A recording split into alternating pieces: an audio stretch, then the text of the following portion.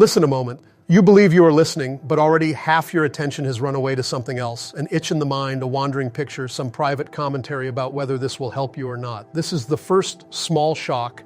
You imagine you are here, yet you are divided into fragments, chasing different directions. Right now, catch one of those fragments.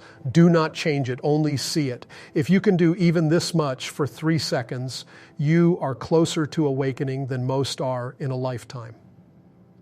Internal considering begins exactly here, in this inability to remain present. It is not merely a habit, it is the invisible tyrant that governs your entire emotional life. You wake in the morning already comparing, already imagining how others will treat you, already measuring your worth by someone else's imagined opinion. Before your feet touch the floor, you have given up your inner kingdom to ghosts. If you could see how many of your thoughts are not about reality, but about invented audiences, you would laugh, or you might cry, perhaps both. Feel your jaw right now. Notice the small tension there, the body already preparing to defend itself from a threat that does not exist. Do nothing to relax it, simply witness this unnecessary armor. For a moment, the machine is exposed. A man once told me he was offended because a colleague did not greet him with enough enthusiasm. He carried this offense for 2 days as though it were a precious jewel. He polished it with rehearsed speeches, stroked it with imagined conversations, fed it with invented motives. When I asked whether the colleague had truly intended to insult him, he became confused, even irritated. He needed the insult. It nourished his sense of self-importance. You may smile at this, but watch yourself. You are full of such jewels, a whole collection of imaginary offenses. You wrap them in velvet and place them on a shelf of honor in your inner museum, and every visit you pay to them steals another piece of your life. Right now, sense your left hand while hearing these words. Don't move it. Don't wiggle a finger. Just sense it from within. Keep the sound of my voice simultaneously in attention. If even for one heartbeat you manage both, you will notice something unfamiliar, a slight silence inside, a small clearing where no complaint exists. This is the doorway out of internal considering. When presence is here, you cannot be offended. There is no self small enough to be scratched. But presence is rare. Most of the time, something in you is desperately concerned with how others see you. This is the first slavery, the belief that your value is determined by outer eyes. A puppet dangles from strings woven from imaginary judgments. A free man cuts these strings, not by rebellion, not by isolation, but by understanding.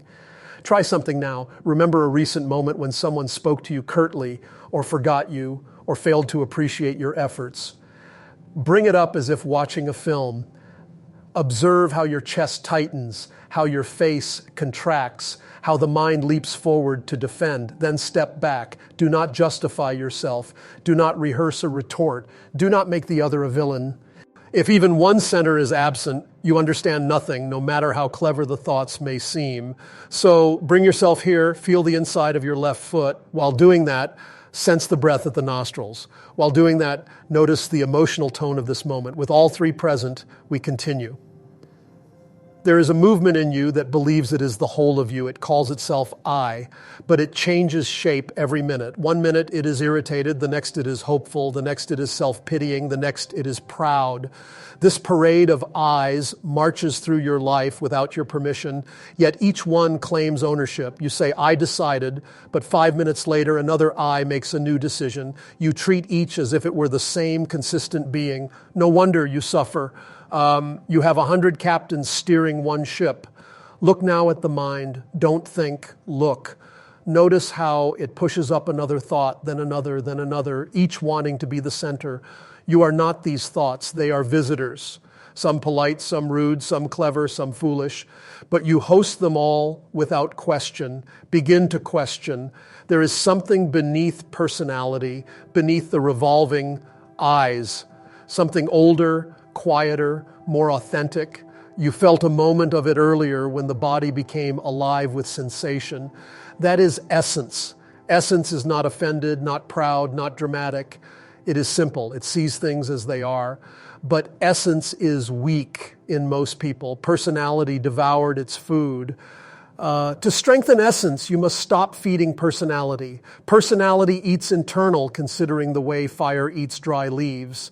Stop the supply, and the fire weakens. Leave the leaves where they fall. Do not gather them to warm your vanity. Feel your spine again. Let attention run from the base to the top like a slow flame. While you do this, remember a recent moment when someone contradicted you. Watch what happens inside. The emotion rises, the story rises, the self-justification rises. Now do nothing to encourage them. Let them rise like smoke and fade. Something remains that is not wounded. Something witnesses. That witness is closer to essence. You have been taught to admire personality, its charm, its intelligence, its social performance. But personality is an actor wearing borrowed costumes. Essence is the one who was born. Personality is the one who learned to pretend. And internal considering is the applause personality craves. Without applause, it collapses. Good. Let it collapse. In the space left behind, essence grows. This growth is not comfortable. It is like a seed breaking open underground. The seed must crack for the shoot to emerge. Your habits must crack. Your self-image must crack. Your illusions must crack. This is voluntary suffering, the willingness to endure the discomfort of becoming real. Do something now. Stop reading for 1 second, only one, and sense your whole body in a single sweep, then return. The shock of that stop, that momentary presence, is a tiny crack in the shell of sleep. Enough tiny cracks and light begins to enter. Ordinary life will not pause for your awakening. The noise, the demands, the frictions, these will continue. Good. The work needs frictions. Friction creates fire. Fire creates transformation. People think spiritual work happens in meditation halls and silence in monasteries. No. Real work happens when someone irritates you, when plans fall apart, when pride is wounded, when you are misunderstood. These are not obstacles. They are raw materials. You must learn to use them. Imagine walking through your day with divided attention, not heroic, not dramatic, just a small thread of inner presence while you speak, while you wash dishes, while you work, while you wait in line. This thread protects you, not from life, but from yourself, from the mechanical reactions that drain energy and reinforce sleep.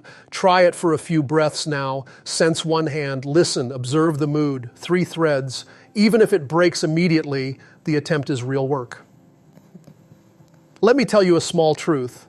If you could sustain this divided attention for even 1/10 of your waking hours, you would begin to change in ways you cannot imagine. You would make different choices, speak different words, experience emotions with greater clarity. You would begin to act, not merely react.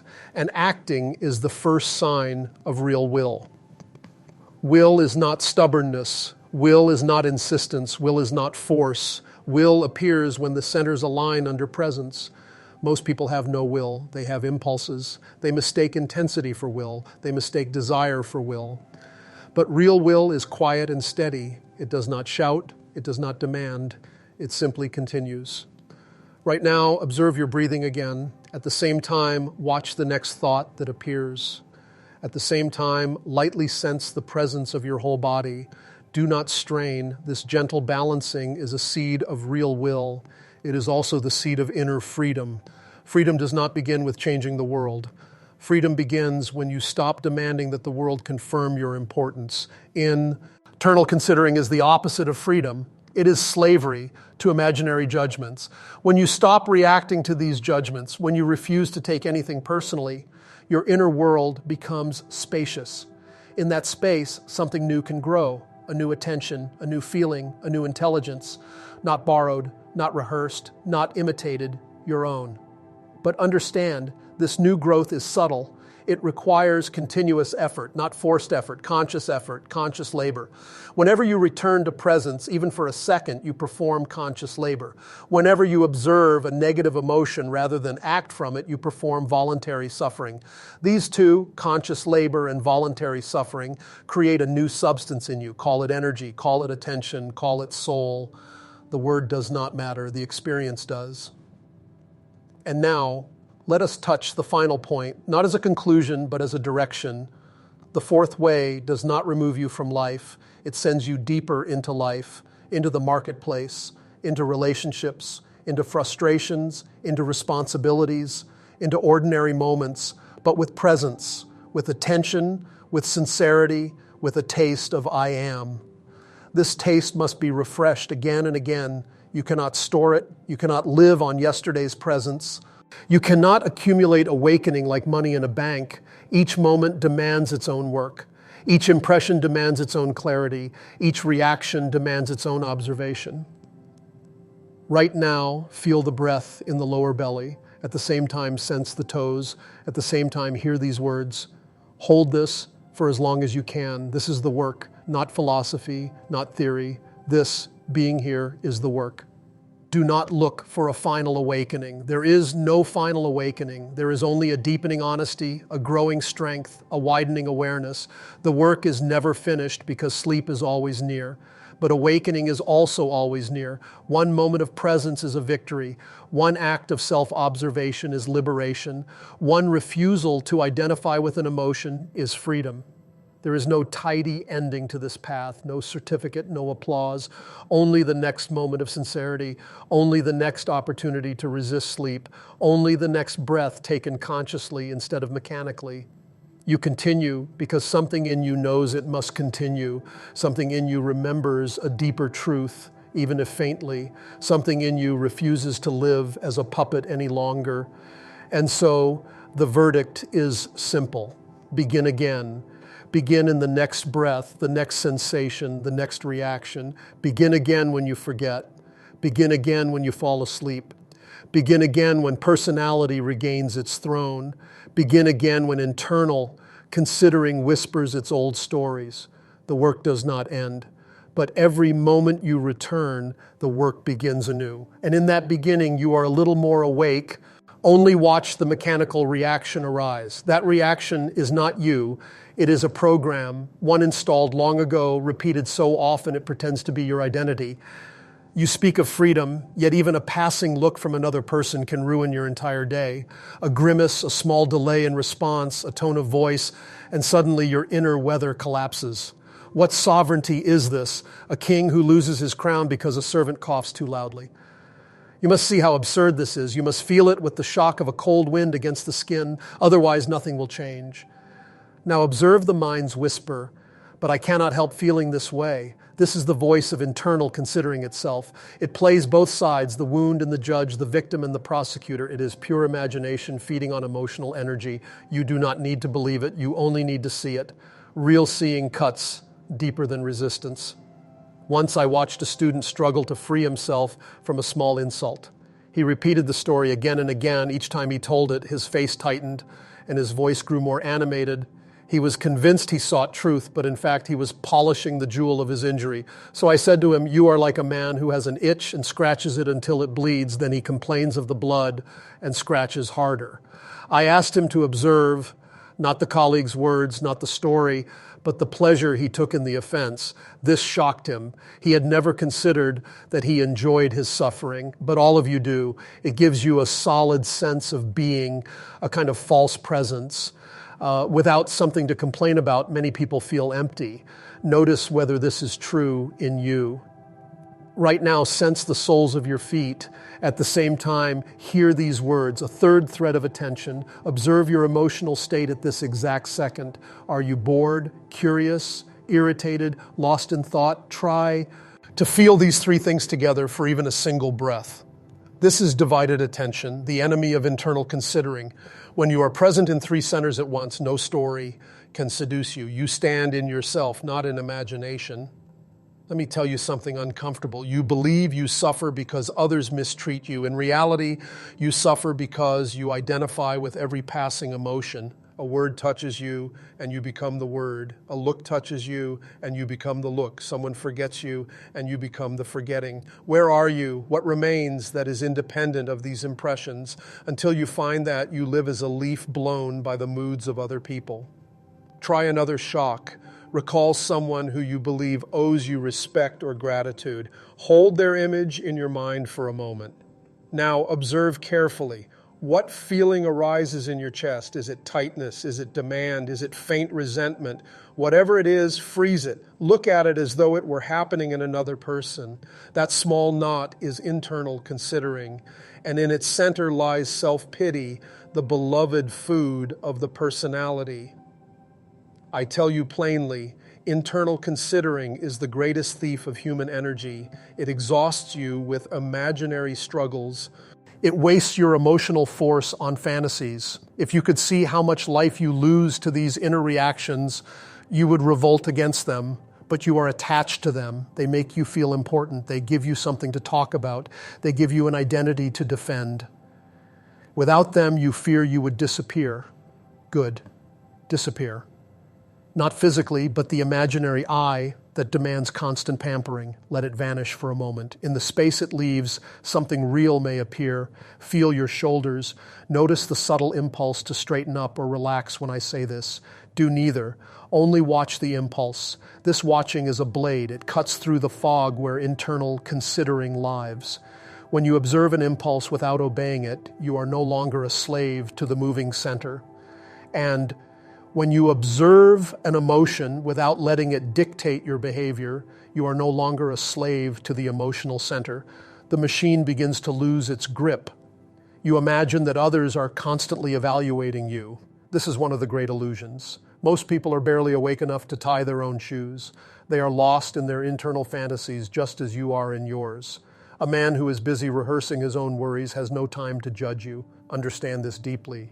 You live in a world of sleepwalkers, stumbling into each other. No one sees you clearly enough to insult you truly. The insult exists only in your imagination. Right now, sense your breathing, not the air entering your nose, but the movement of the ribs. Keep one part of attention in the ribs, one part in your left hand, and one part on these words, try.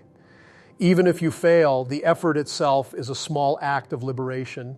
In these moments, internal considering cannot function. It requires complete identification, total absorption in the emotional story. Divided attention leaves it nothing to cling to.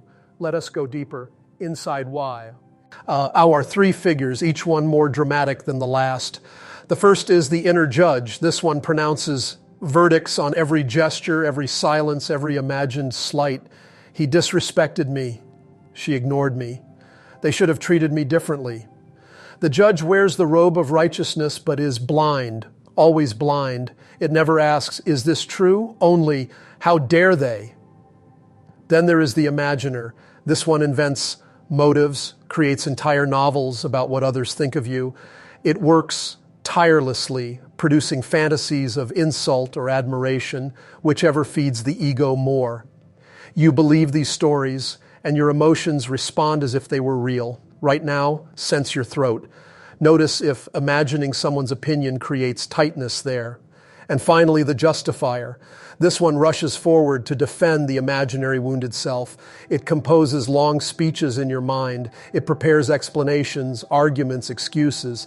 It cannot allow the smallest scratch on your self-image. Observe the justifier. When it arises, you will hear its voice saying, so, but I had a good reason, but I didn't deserve that, but they misunderstood. All these buts, a herd of nervous sheep running from the wolf of truth. Pause now, don't just read. Let your awareness spread downward into your spine. Feel its length. While sensing the spine, hear these words, hold both. If there is even a flicker of presence, you may notice something remarkable. The judge, imaginer, and justifier become quieter. They depend on your absence. When you are present, even for a heartbeat, their power fades. Let me tell you a small parable. A man owned a house with 3 unruly servants. Each servant claimed to be the master.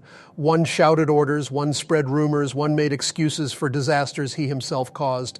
The man believed all of them and suffered accordingly. One day he awoke, not fully, but enough to realize the servants had no authority. With this recognition, he no longer obeyed them automatically. He watched them. He did not fire them. He simply refused to be fooled. Over time, they fell silent. And the man discovered a 4th presence in the house, one that had never spoken before because it had been drowned out by the noise. This presence was himself. You are that man, and your servants are the many voices of internal considering. You cannot fire them, but you can learn to see them. You can refuse to be their puppet. Now another shock. Think of a person whose opinion you fear losing. Bring them to mind. Watch what happens in your stomach. A slight drop, a contraction. This physical sensation is the real currency of internal considering. If you can observe it without flinching, without defending, without dramatizing, you have taken the first step toward inner freedom. Understand this clearly. Inner freedom does not mean you feel nothing. It means you are not owned by what you feel. It means you can stay present when the machine wants to react. It means you can see the rising emotional wave without drowning in it. This requires courage, yes, but also a kind of humor. Humor at your own mechanical nature. Humor at the absurd seriousness with which you take tiny things. Without humor, the work becomes grim. With humor, it becomes light, even joyful. Feel your face now from the inside without moving a muscle. Sense the contours, the tension around the eyes. Hold this sensation. At the same time, listen. This is self-remembering in embryo. In these moments, you cannot take anything personally. There is no self available to be insulted. There is only awareness watching the stirring of the machine. You tell yourself you want freedom, but part of you resists fiercely. That part wants to continue complaining, reacting, defending. It feels alive only when offended. When no offense exists, it invents one. Some of you have spent years rehearsing conversations that never happened. If you could measure the hours lost to this internal theater, you would be horrified. But let us not waste time on horror. Use this recognition as fuel. See the machine's absurdity and smile at it. That smile is already a small freedom. Do something now. Sit or stand as you are. Do not change position. Feel the exact posture of your body, the weight distribution, the angle of the head, the contact with surfaces. Stay with this for 5 seconds. Now, without moving, observe a thought as it arises. Watch how quickly it tries to pull you out of the body. Watch how eagerly it wants you back in the drama. If you can resist being pulled for even a moment, if you remain in the body while observing the thought, you have already weakened internal considering. A man who is present cannot be offended. He may act, he may speak firmly, he may set boundaries, but internally he is free. He does not imagine slights. He does not demand love. He does not chase admiration. He does not crumble under misunderstanding. He sees others as they are, machines like himself. And in this seeing, compassion arises. Not sentimental compassion, but the clear understanding that everyone is struggling with their own sleep. You say you want to awaken, then begin by giving up the luxury of inner complaint. Complaining may feel familiar, but it is poison. Every moment you spend resenting someone's tone of voice is a moment stolen from your real evolution. You must become greedy, not for comfort, but for consciousness. The energy you waste on internal considering is the very energy needed for awakening. Try one last shock for now. Imagine that no one, truly no one, owes you respect, attention, validation, or understanding. Feel the impact of this idea. Do not argue with it, just feel. If a protest arises, observe the protest. That protest is the exact spot where you are not free. Look at it with a cool eye. This is the work, not to suppress reaction, not to argue with it, but to see it naked. As you see it, something loosens. Not all at once, not dramatically, but like a rusted lock beginning to turn after years of stillness. And perhaps in a quiet moment between one thought and the next, you may sense a new possibility, the faint taste of a life not governed by imaginary offenses, not ruled by other people's expressions, not defined by the shifting weather of emotion. Do not expect a grand revelation. Awakening begins in small things, in simple seeing. Yo. You have already tasted a little of it here. Now the real work is to continue. When this video ends, when no one reminds you, when the machine regains strength, there is no tidy conclusion, no final victory. There is only the next moment and the next chance to be present instead of mechanical. If you remember even once in the coming hours to observe a reaction instead of obeying it, the work continues. If you forget, begin again.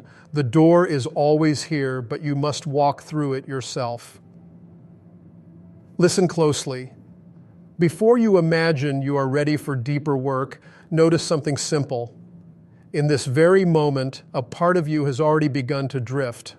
It wants to skim these words like one skims a newspaper, gathering little impressions, feeling vaguely uplifted but not actually working. Catch that impulse. Hold it in your hand like a small animal trying to escape. Do nothing to change it, only see it. This is the friction that makes real work possible. Without this friction, without this voluntary suffering, you remain a machine reading about freedom instead of tasting it. There is a force in you that recoils from effort, not physical effort. Many of you will sweat in a gym for hours, but inner effort.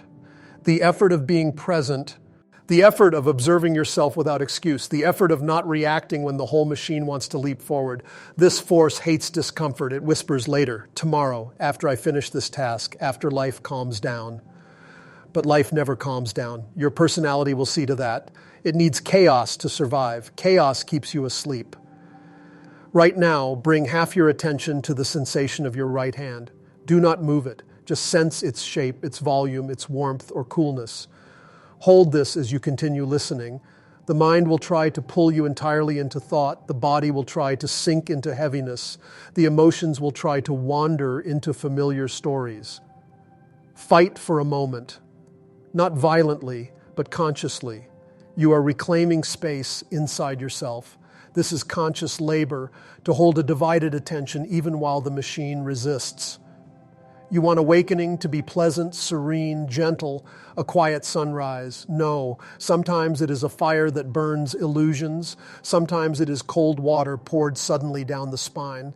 Sometimes it is the humiliation of seeing your own mechanical reactions for the 100th time. To awaken, you must be willing to feel this discomfort, to endure the friction of two forces inside you, the pull of sleep and the pull of presence. Their collision creates heat. That heat becomes transformation. Consider voluntary suffering. Most people misunderstand this phrase. They imagine it means seeking pain, punishing oneself, becoming a martyr. That is sentimental nonsense. Real voluntary suffering is the willingness to remain awake when the machine wants sleep. It is the willingness to not defend yourself when insulted. It is the willingness to see your own nonsense without turning away. It is the willingness to act rightly even when every emotion wants the opposite.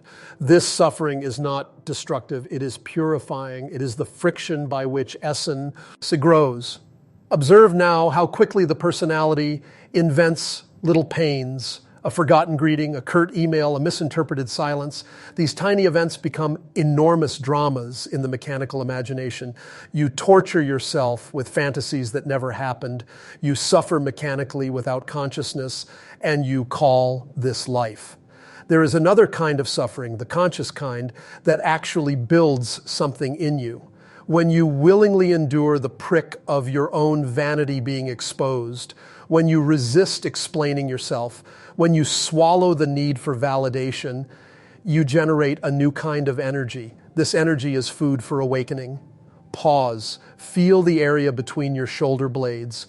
Do not adjust your posture. Do not straighten yourself. Just sense the tension or collapse. Keep listening.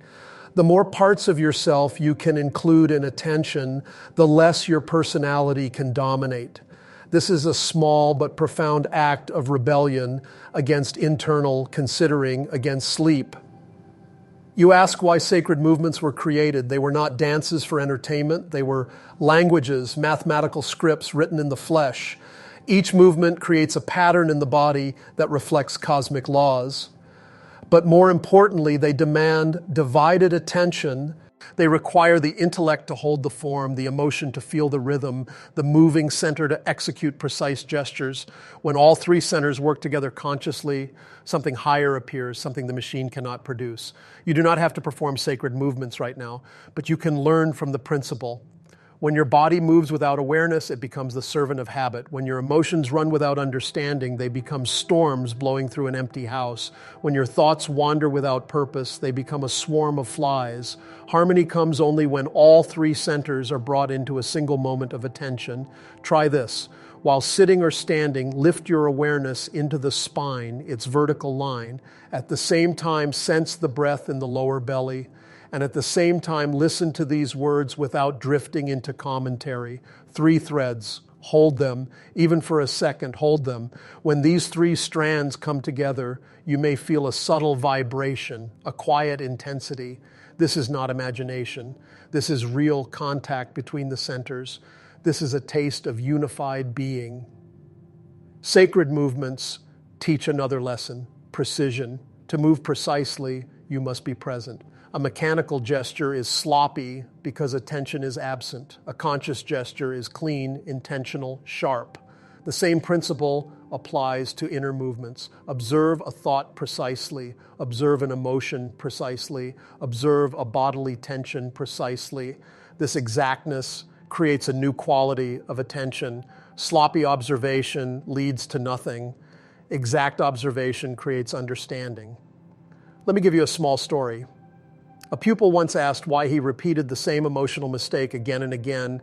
Even though he knew better, I told him, you do not know better, you only think better. Thought alone cannot change emotion. Emotion must be understood in the language of emotion. Movement must be understood in the language of movement.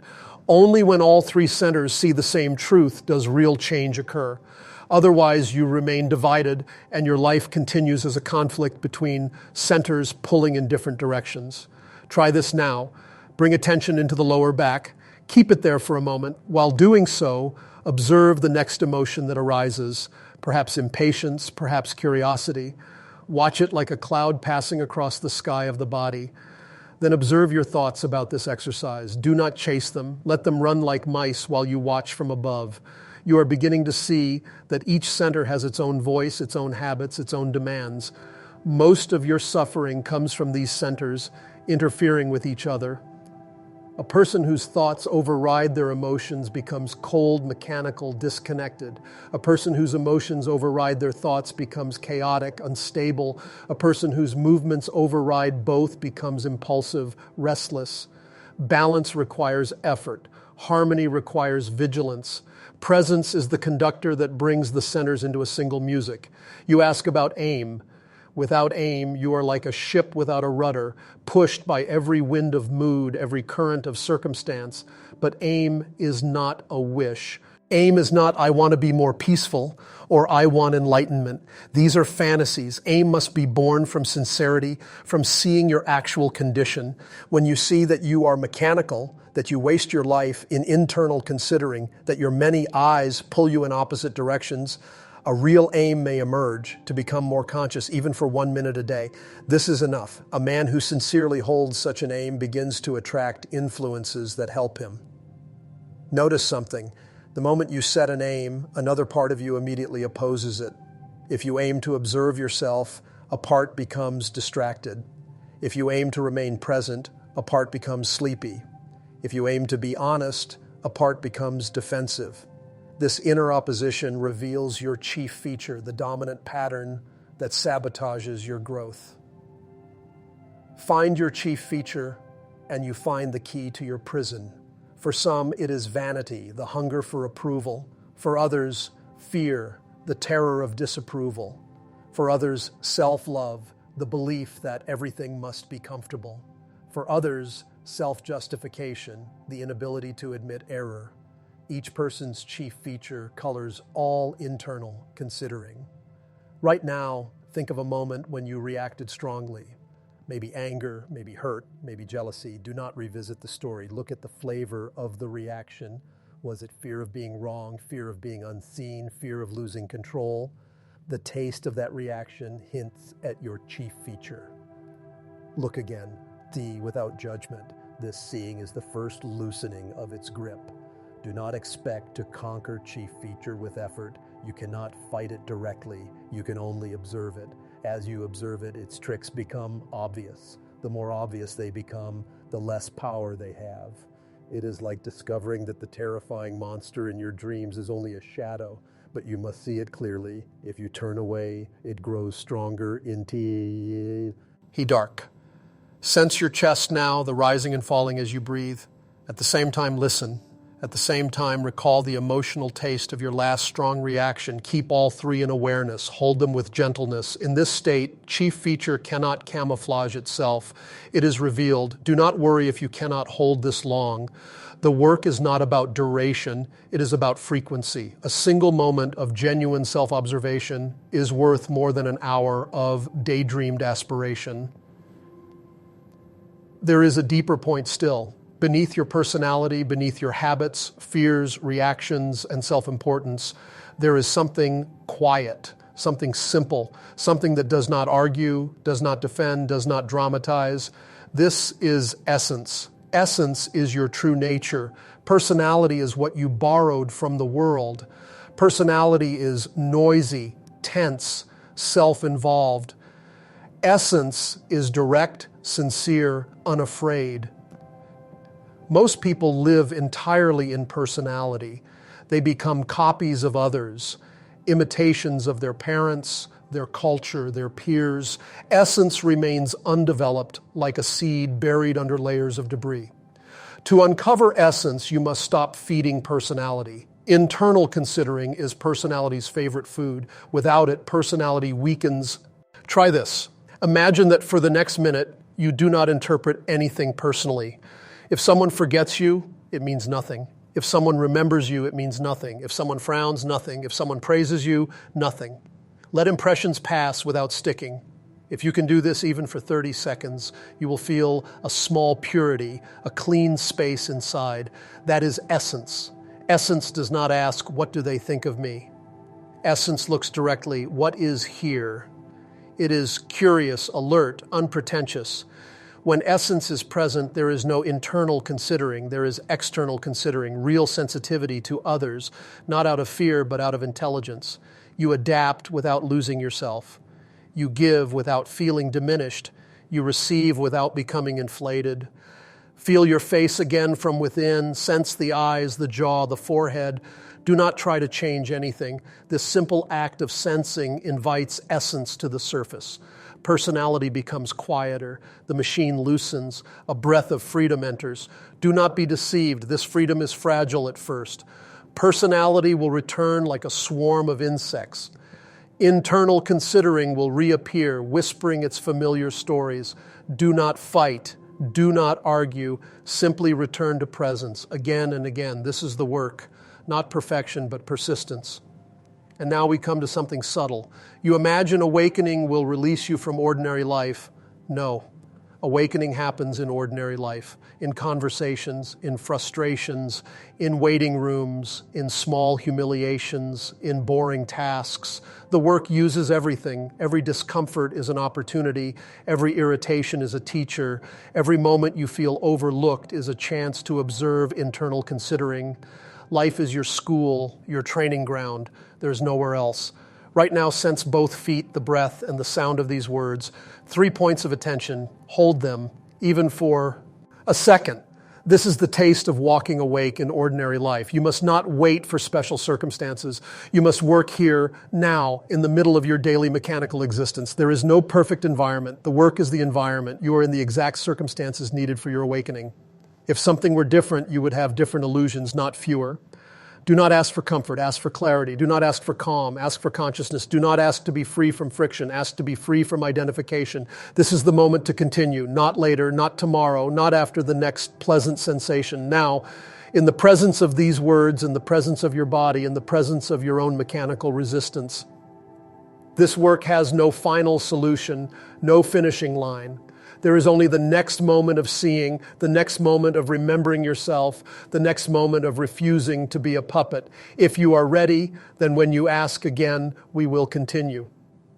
Before we go further, observe a small fact. Part of you is already imagining that you have understood something from these words. That part is lying.